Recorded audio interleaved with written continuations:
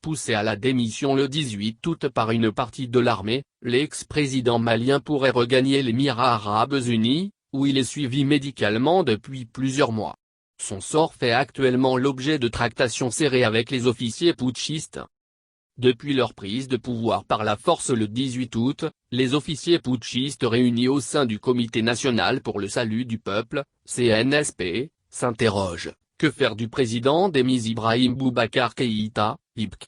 Le sort de l'ex-président malien, poussé à la démission après avoir été interpellé puis transféré, avec égard, vers le camp militaire de Kati, nouveau QG du CNSP à une quinzaine de kilomètres au nord-ouest de Bamako, fait l'objet de discussions serrées à huis clos.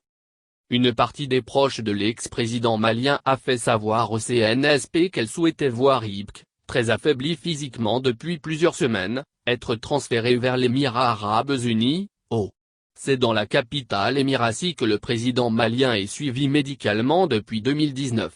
Il était encore au Mira mi-juillet pour y subir une intervention médicale délicate qui l'a considérablement impacté ces dernières semaines. Autre option étudiée, la Turquie. Les Eaux restent néanmoins à ce jour la destination privilégiée par l'entourage d'IBK.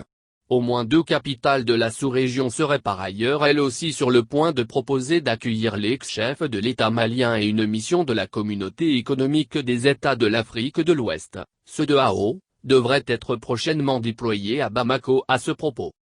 Mais IBK souhaite aussi négocier le départ de son premier cercle familial. Des discussions qui pourraient trébucher sur le cas de son fils Karim Keïta, véritable catalyseur de la grogne populaire de ces dernières semaines. Le CNSP serait formellement opposé à tout départ du pays de l'ancien député de la majorité présidentielle, dont la diffusion de vidéos privées tournées dans un restaurant de plage en Espagne avait littéralement électrisé la contestation. Le CNSP divisé sur le sort d'IBK.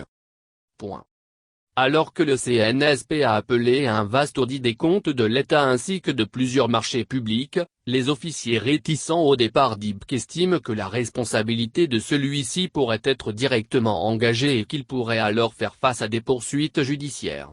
Dans le viseur du CNSP figurent notamment plusieurs marchés passés par la présidence en 2014, parmi lesquels l'acquisition du Boeing 737 présidentiel ainsi que des contrats d'équipement militaire au bénéfice des troupes maliennes.